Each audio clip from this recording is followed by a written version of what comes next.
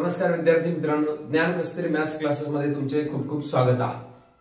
मागच्या काही दिवसापासून जर बघितलं तर आपले थोडं ऑफलाईन लेक्चर जे आहेत ते व्यवस्थित होत नाहीत। त्याच्या पाठीमागे कारण म्हणजे जे नैसर्गिक आपत्ती आपल्या मराठवाड्यामध्ये ओढवलेली आहे त्याच्यामध्ये भरपूर साऱ्या गोष्टीचं नुकसान तर झालेलंच आहे आणि दुसरी गोष्ट म्हणजे शैक्षणिक दृष्ट्या देखील आपलं बऱ्याच मुलांचं नुकसान होत आहे। मग त्यासाठी ते नुकसान आपल्याला टाळता कसं येईल, घरी बसूनच कशा पद्धतीने अभ्यास करता येईल याचा विचार करून आपण हे लेक्चर आपण घेऊन आलेलो आहोत। बऱ्याच दिवसापासून म्हणजे ज्यावेळेस आपला क्लास होतोय त्यावेळेस विद्यार्थ्यांची संख्या कमी येत आहे। त्या पद्धतीने जर क्लास सुरू असेल तर त्याच टायमिंगला पावसाचं पण वातावरण प्रचंड मोठ्या प्रमाणात होतंय, रस्ते बंद होत आहेत। या सगळ्या अडचणीचा जर विचार केला तर आपल्या भरपूर साऱ्या अडचणी होत आहेत। त्यासाठी आपण घरी बसूनच कशा पद्धतीने अभ्यास करू शकतो याचा आपण या ठिकाणी विचार करूयात आणि त्यासाठी हे लेक्चर आपण या ठिकाणी घेऊन आलेलो आहोत। मग आता या लेक्चर मध्ये आपल्याला असं लक्षात घ्यायचं आहे की जो आपण रेग्युलर ऑफलाईन मध्ये जे पार्ट बघितलेला आहे अगदी त्याच्याच पुढचा भाग आपण या ठिकाणी घेणार आहोत। आपला ऑफलाईन मध्ये पार्ट चालू असलेला भाग आहे ट्रायंगल, वर्तुळ। तर या ट्रायंगल मध्ये वर्तुळ या टॉपिक मध्ये आपण बघितलेलं आहे की याच्या अगोदर रिमोट इंटेरियर अँगल थिअरम, दूरस्थ अंतर्कोनाचे प्रमेय, एक्सटेरियर अँगल थिअरम, बाह्य कोनाचा प्रमेय वगैरे वगैरे अशा प्रकारचा भाग बघितलेला आहे। Property of sum of all angles of triangles, त्रिकोणाच्या सर्व कोनांच्या मापांची बेरीज हा गुणधर्म आपण बघितलेला आहे। त्याच्यानंतर प्रॅक्टिस 3.1 होतं आपलं आणि त्याच्या पुढे जाऊन आपण जर बघितलं तर त्याच्या पुढचा भाग आपण कॉन्ग्रुएंट ट्रायंगल किंवा एकरूप त्रिकोण हा पार्ट आपण बघितलेला आहे। एकरूप त्रिकोणाच्या कसोट्या आपण शिकलेल्या आहेत। टोटल 4 टेस्ट आहेत आपल्याकडे कॉन्ग्रुएंट ट्रायंगलच्या। एकरूप त्रिकोणाच्या 4 कसोट्या आहेत। त्या 4 कसोट्यांपैकी कोणत्या कसोटीचा वापर करून आपल्याला कोणते प्रश्न सोडवता येतात हे आपल्याला या ठिकाणी बघायचं आहे। तर त्यासाठी आपल्याला हा प्रॅक्टिस सेट 3.2 प्रॅक्टिस सेट 3.2 मध्ये काही क्वेश्चन्स आहेत, ते क्वेश्चन्स आपण या ठिकाणी घेण्याचा प्रयत्न करूयात। तर या लेक्चर मध्ये पहिला क्वेश्चन आहे प्रॅक्टिस सेट 3.2 मधला पहिला प्रश्न आहे की या प्रकारच्या तुम्हाला 4 प्रश्न आहेत प्रॅक्टिस सेट 3.1 मध्ये। क्वेश्चन नंबर फर्स्ट मध्ये टोटल सब क्वेश्चन उपप्रश्न आहेत 4, त्यातला एक प्रश्न आपण या ठिकाणी घेतोय। त्या पद्धतीनेच प्रश्न दुसरा, तिसरा, चौथा हे तुम्ही सोडवू शकता। तुम्हाला सांगितलेलं आहे की which of the following triangles are congruent and by which test, कोणत्या कसोटीनुसार ते 2 त्रिकोण एकरूप आहेत असं आपल्याला सांगितलेलं आहे। मग असा प्रश्न असेल तर मग हे 2 त्रिकोण आपल्याला एकरूप दाखवायचे आहेत। एकरूप दाखवण्यासाठी टेस्ट शिकलेत आपण। टेस्ट आहेत आपल्याकडे टोटल टेस्ट आहेत 4 कोणत्या आहेत तर त्यातली पहिली टेस्ट आहे SAS टेस्ट, ज्याला म्हणतो आपण बाकोबा कसोटी। दुसरी टेस्ट आहे आपली ASA टेस्ट आहे, ज्याला म्हणतो आपण कोबाको कसोटी म्हणतोय। त्याच्यानंतर आहे तिसरी कसोटी आहे आपली SSS बा कसोटी आहे। त्याच्यानंतर आपल्याला चौथी आणि लास्ट टेस्ट आहे ती म्हणजे कर्णभुजा कसोटी, त्याला म्हणतो आपण hypotenuse side test. Hypotenuse side test म्हणजे या प्रकारच्या भागामध्ये आपल्याला जर विचार करायचा म्हटलं तर या 2 ट्रायंगल्स मध्ये यापैकी या 4 पैकी कोणती प्रॉपर्टी, कोणती टेस्ट वापरल्याच्या नंतर हे 2 ट्रायंगल्स कॉन्ग्रुएंट आहेत हे आपल्याला समजतं। टेस्ट म्हणजे काय आपण शिकलोय? टेस्ट म्हणजे जर आपल्याला पहिल्यांदा सुरुवातीला बघत असताना कॉन्ग्रुएंट ट्रायंगल एकरूप त्रिकोण शिकलोत आपण। एकरूप त्रिकोण कशाला म्हणत असतो? जर 2 त्रिकोणाचे 6 पार्ट्स असतात, ते अँगल्स आणि 3 काय असतात? साइड्स, असे टोटल मिळून 6 पार्ट्स असतात। 6 पार्ट्स जर कॉन्ग्रुएंट असतील, एकरूप असतील तर ते 2 ट्रायंगल्स आपल्याला कॉन्ग्रुएंट म्हणता येतात, एकरूप म्हणता येतात। परंतु आपण जर बघितलं या टेस्टचा वापर कशासाठी करतो तर ते 6च्या 6 आपल्याला प्रत्येक वेळेस चेक करण्याची आवश्यकता नाही। मग त्या 6 पैकी मिनिमम फक्त तुम्हाला 3च माहिती असतील। कोणते 3? तर या 4 टेस्ट पैकी कुठलेही 3। जर समजा पहिली टेस्ट असेल तर 2 बाजूच्या मध्ये असलेला कोण जर एकरूप असेल, म्हणजे एका त्रिकोणाच्या 2 बाजू दुसऱ्या त्रिकोणाच्या 2 बाजूशी एकरूप आहेत आणि त्या 2 बाजूच्या मध्ये असलेला अँगल कोण जर एकरूप असेल तर आपण म्हणू शकता बाकोबा कसोटीनुसार ते 2 त्रिकोण कसे आहेत? एकरूप आहेत। त्याला म्हणू शकता तुम्ही SAS टेस्ट नुसार ते 2 ट्रायंगल्स कॉन्ग्रुएंट आहेत असं म्हणू शकता। म्हणजे इथे 3च पार्ट्स आपण सांगितले। मग या 3 पार्ट्स वरूनच तुम्ही जर कॉन्ग्रुएंट सांगत असाल तर उरलेले 3 पार्ट्स हे ऑटोमॅटिक काय असतात? कॉन्ग्रुएंट असतात। ते चेक करत बसण्याची आवश्यकता नाही, म्हणून या टेस्ट महत्त्वाच्या आहेत। मग या टेस्टचा वापर करायचा म्हटलं आणि पहिला क्वेश्चन जर सोडवायचा म्हटलं तर डायग्राम मध्ये पार्ट समजतात आपल्याला। इथं जे सारखे एरो दिलेत तुम्हाला, इथं सारखे जे इंडिकेशन्स दिलेले आहेत त्या सारख्या प्रकारच्या खुणा ज्या दिल्यात ते काय दाखवतायत आपल्याला, तर एकरूप दाखवतायत. जसं की इथं आहे इन अ ट्रायंगल, कोणते दोन ट्रायंगल्स आहेत, पहिला ट्रायंगल आहे एबीसी आणि दुसरा ट्रायंगल आहे अँड ट्रायंगल आहे तुमचा कोणता, PQR.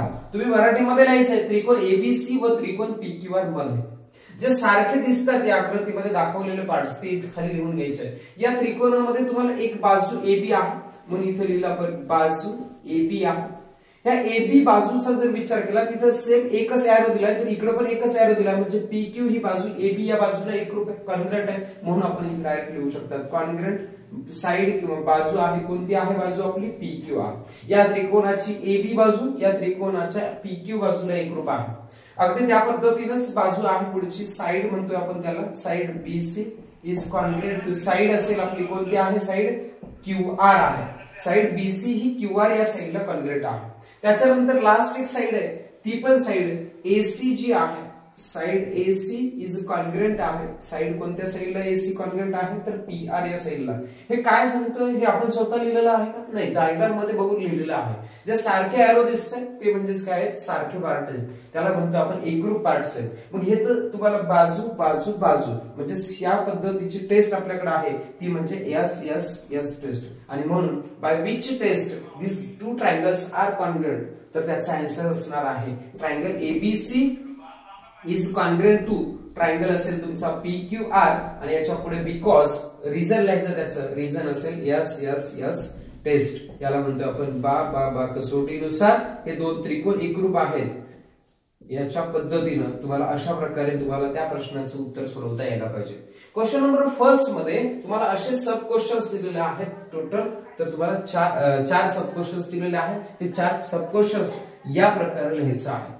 प्रश्नामध्ये बघितल्यानंतरच लक्षात येतं आपल्याला, एवढं न लिहिता पण डायरेक्ट सांगू शकतात तुम्ही याच्या 3 बाजू दुसऱ्या त्रिकोणाच्या 3 बाजूशी एकरूप आहेत, म्हणजे एकरूप आहेत हे दोन्ही त्रिकोण.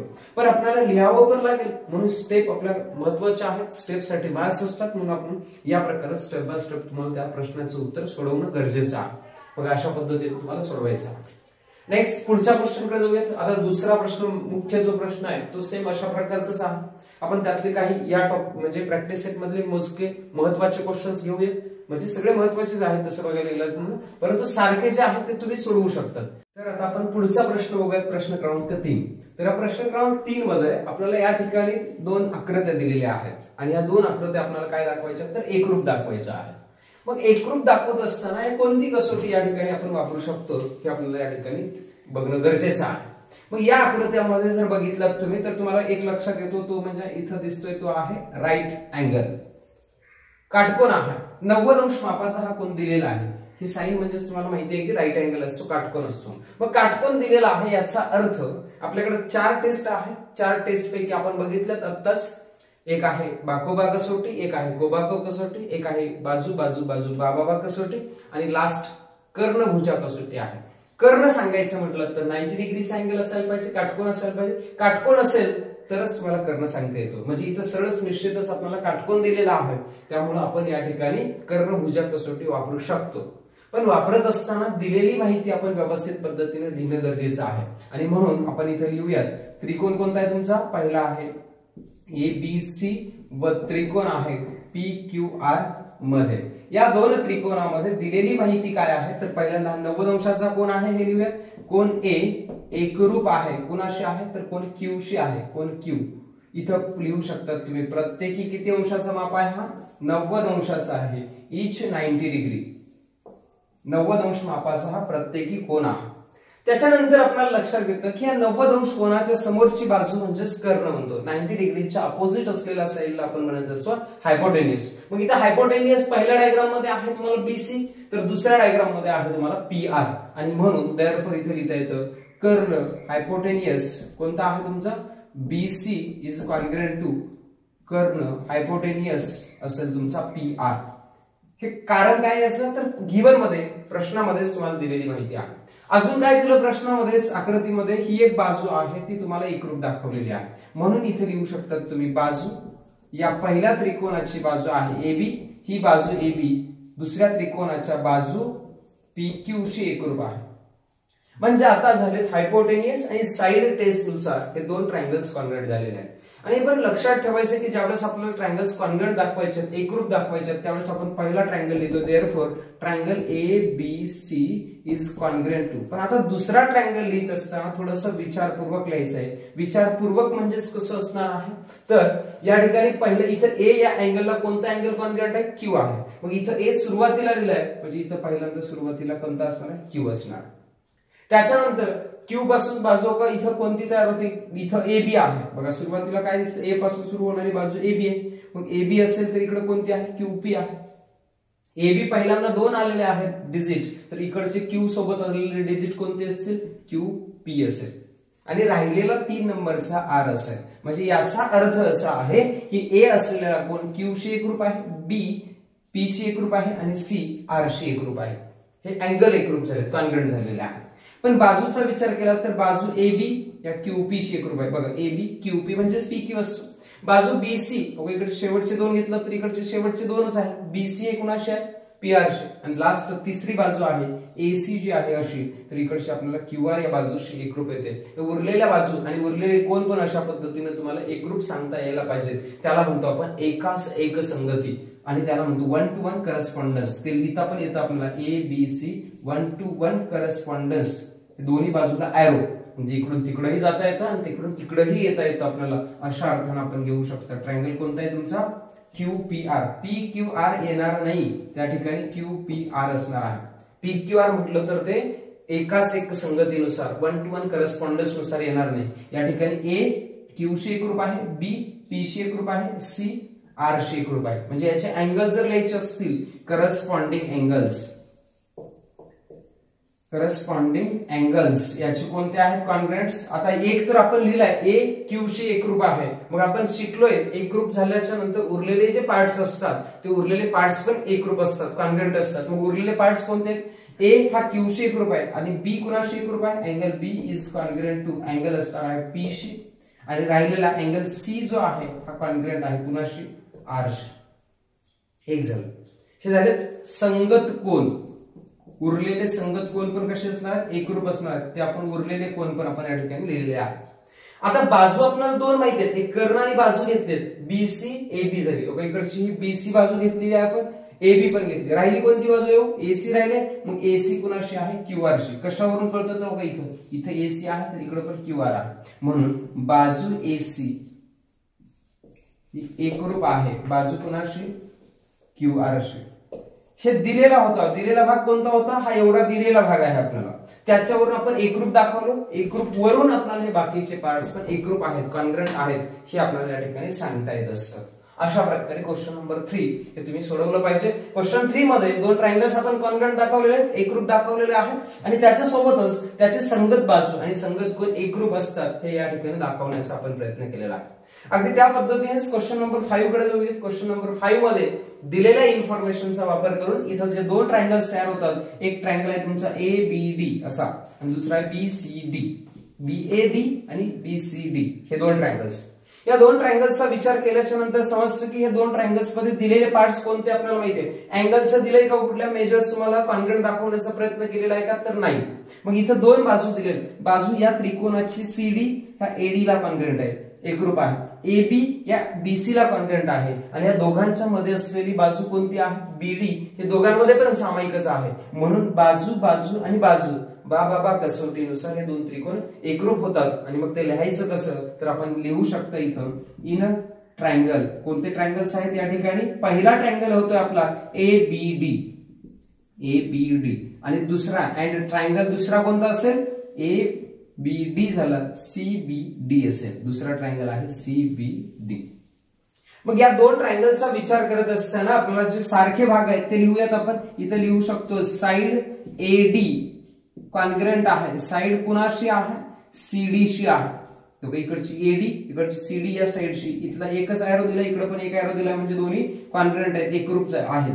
दुसरी साइड आहे, साइड AB आहे, ही कॉन्ग्रंट आहे. कुणाशी कॉन्ग्रंट आहे, साइड दुसरी साइड आहे आपली BC या साइडशी कॉन्ग्रंट आहे. आणि लास्ट एक साइड आहे दोघांमध्ये, या इकडच्या ट्रायंगलचा लेफ्ट साइडच्या ट्रायंगलचा विचार केला तर त्याची साइड BD आहे आणि राईट साइडचा जर विचार केला तर त्याच्यामध्येही BDच आहे. म्हणजे दोन्ही त्रिकोणाची सामायिक बाजू आहे आणि म्हणून लिहू शकतो आपण साइड आहे बीडी इज कॉन्ग्रुएंट टू साइड असणार आहे बीडी.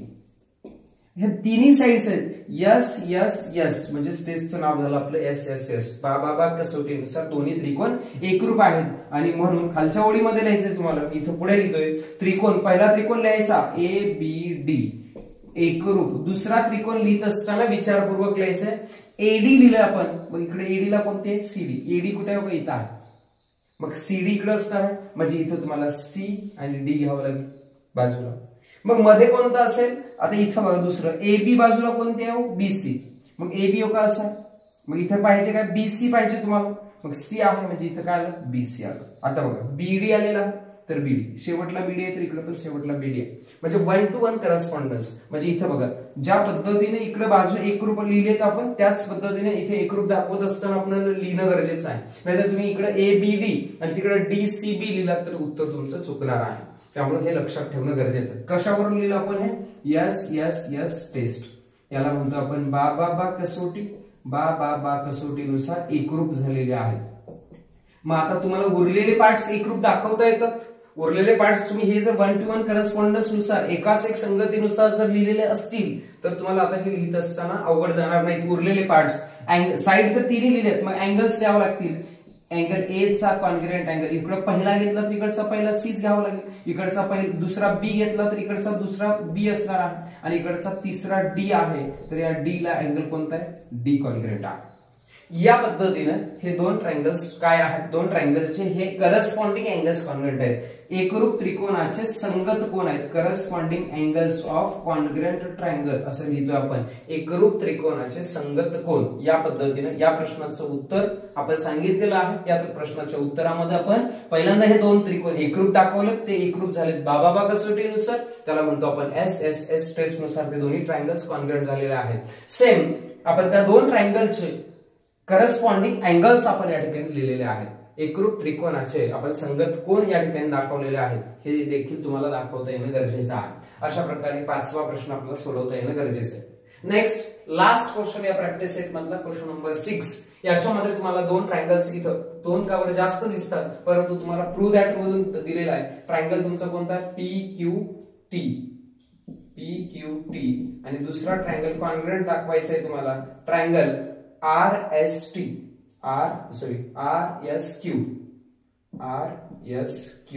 हे दोन ट्रायंगल्स तुम्हाला कॉन्ग्रुएंट दाखवा. प्रूव्ह दॅट असं म्हणून दिलेलं आहे. सिद्ध करायचं आहे आपल्याला. सिद्ध करत असताना दिलेली माहिती आपल्याला या आकृतीमध्ये हे दोन कोण एकरूप दिलेत. कोण पी आणि कोण आर टी. अशा प्रकारचा हा ट्रायंगल तुम्हाला दिसतोय. त्याच्यानंतर दुसरा त्रिकोण कोणता आहे आर एस टी आहे. आर एस टी इथं आहे. आर एस आणि टी. दोन त्रिकोणाचा विचार केला तर याच्यामध्ये हा इथला कोण या कोणाशी एकरूप आहे. एक क्लिअर झालं. हे प्रश्नामध्येच दिले. म्हणजे त्रिकोण आहे तुमचा कोणता हो पी क्यू टी व त्रिकोण कोणता लिहितोय आपण आर एस टी मध्ये. इथं नावं कोणतीही लिहू शकतात तुम्ही. शेवटला ज्यावेळेस एकरूप लिहितोय या दोघांच्या मध्ये जसं इथं लिहिलेलं आहे एकरूप त्यावेळेस एकाच एक संगती बघायची. इथं तुम्ही कुठलेही नावं सांगू शकतात कारण आपल्याला आता माहिती नाही हे कशा पद्धतीने एकाच एक संगतीनुसार एकरूप आहे.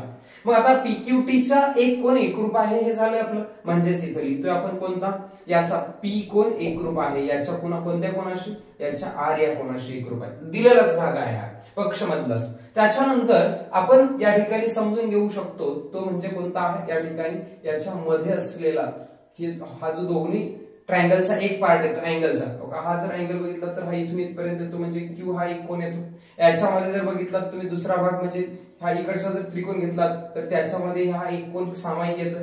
आणि याच्यामध्ये दिलेला दुसरा एक भाग म्हणजे पी क्यू ही बाजू या कुणाला सामायिक दिलेली आहे क्यू आर ला. म्हणून इथे लिहू शकतात तुम्ही दुसरी बाजू आहे पी क्यू एकरूप आहे. कुणाशी बाजू आहे कोणत्या बाजूला एकरूप आहे तर बाजू क्यू आर ला एकरूप आहे. आणि याच्या दोघांमध्ये असलेला कॉमन अँगल क्यू आहे. बघा इथून असं गेलो तरी तोच अँगल होतोय आणि इकडून असं पण जर गेलो तर इथं दोघांमध्ये एकच अँगल तयार होतोय. आणि त्यामुळे आपण लिहू शकता कोण P Q T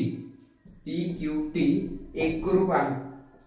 P Q T लिहा किंवा पी क्यू आर लिहा. पी क्यू टी एकरूप आहे कोण आर क्यू एस. आणि याचं कारण लिहू शकतो आपण कोणता आहे सामायिक कोण आहे. यालाच म्हणतो आपण कॉमन अँगल, आणि कॉमन अँगल असल्यामुळे आपण त्यांना कॉन्ग्रंट म्हणू शकतात तुम्ही. येते लक्षात? हा झाला तुमचा पार्ट. हे वरचे दोन पार्ट तुम्हाला गिव्हन आहेत, पक्ष मध्ये सांगितलेलं आहे, डायग्राम मध्येच दिलेला आहे, आणि जे दिलेलं आहे तेच आपण लिहिलेलं आहे. फक्त एक दिलेला नाही तो पार्ट आपल्याला समजून घ्यायचा आहे, तो कॉमन आहे. तो कॉमन का आहे हे दाखवलंय आपण, आणि म्हणून आता या ठिकाणी दोन ट्रायंगल्स आपल्याला या ठिकाणी कॉन्ग्रंट दाखवता येतात, आणि आपण दाखवूयात. म्हणून लिहितोय आपण पहिला ट्रायंगल, देअरफॉर ASA. बघा पहिला अँगल आहे, दुसरा साइड आहे, आणि तिसरा अँगल आहे. म्हणजे ASA टेस्ट येते, को बाको कसोटी येते. त्याच्यामुळं इथं आपण सांगू शकतात पहिला त्रिकोण लिहिला आपण PQT.